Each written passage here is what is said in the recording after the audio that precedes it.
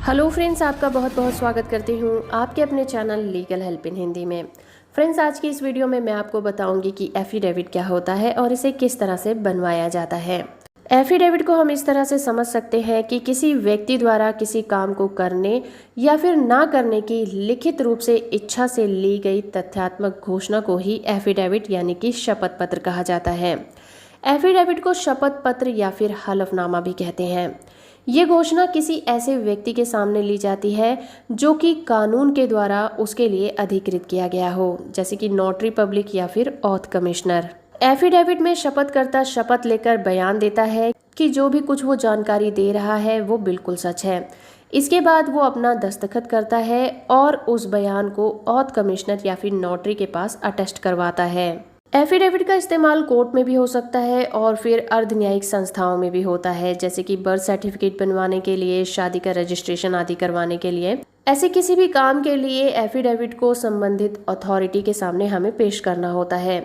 लेकिन अगर बयान गलत है या फिर जानबूझकर बयान को गलत दिया गया है तो ये दावा रद्द हो जाता है।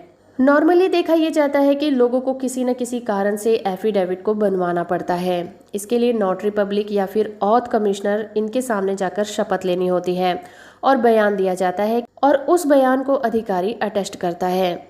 इसके बाद एफिडेविट का इस्तेमाल किया जाता है, लेकिन ये जानना जरूरी है कि एफिडेविट के द्वारा दिए गए बयान और जानकारियों में कोई गलती नहीं होनी चाहिए।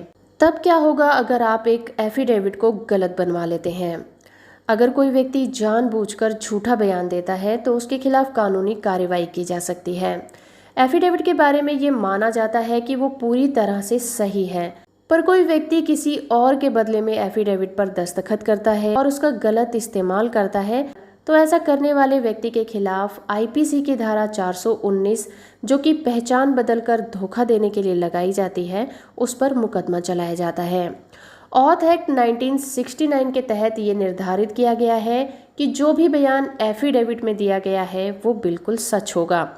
अगर किसी व्यक्ति द्वारा गलत शपथ पत्र अदालती कार्रवाई के दौरान पेश किया जाता है तो अदालत ऐसे व्यक्ति के खिलाफ अदालत में झूठा सबूत पेश करने के मामले में मुकदमा चलाती है। तो चलिए जानते हैं कि स्टैम्प पेपर की फीस के बारे में। जैसे कि हम सभी जानते हैं कि सभी राज्यों का अपना अपना एक स्टैम्प ड्यूटी एक्ट है। इस कारण से सभी राज्यों में एक समान स्टैम्प ड्यूटी नहीं ली जाती। नॉर्मली देखा जाता है कि 10 रुपए से लेकर 100 रुपए के स्टैम्प पेपर पर एफिडेविट को तैयार किया जाता है। ये पूरी तरह से रिलेटेड अथॉरिटी की डिमांड के हिसाब से बनवाना पड़ता है, यानी कि अथॉरिटी ने जितने रुपए के स्टैम्प पेपर पर एफिडेविट बनवाने की बात कही है, आपको उतने ही रुपए के स्टैम्प पेपर पर एफिडेविट को बनवाना होगा। तो एक एफिडेविट को बनवाते समय आपको किन बातों का ध्यान रखना चाहिए? पहले तो आप ये पता करें कि क्या हलफनामा प्रस्तुत करने की कोई जरूरत है या फिर नहीं है, और कोर्ट फीस की उचित राशि की भी पुष्टि कर लें कि आपको कितने रुपए के स्टैम्प पेपर पर एफिडेविट को बनवाना है। हर एक बिंदु की शपथ लेने की विषय वस्तु को अलग अलग पैरा में स्पष्ट रूप से लिखा जाना चाहिए। हलफनामे में जो भी लिखा गया है उसके सत्यापन को निर्धारित तरीके से ठीक से सत्यापित किया जाना चाहिए।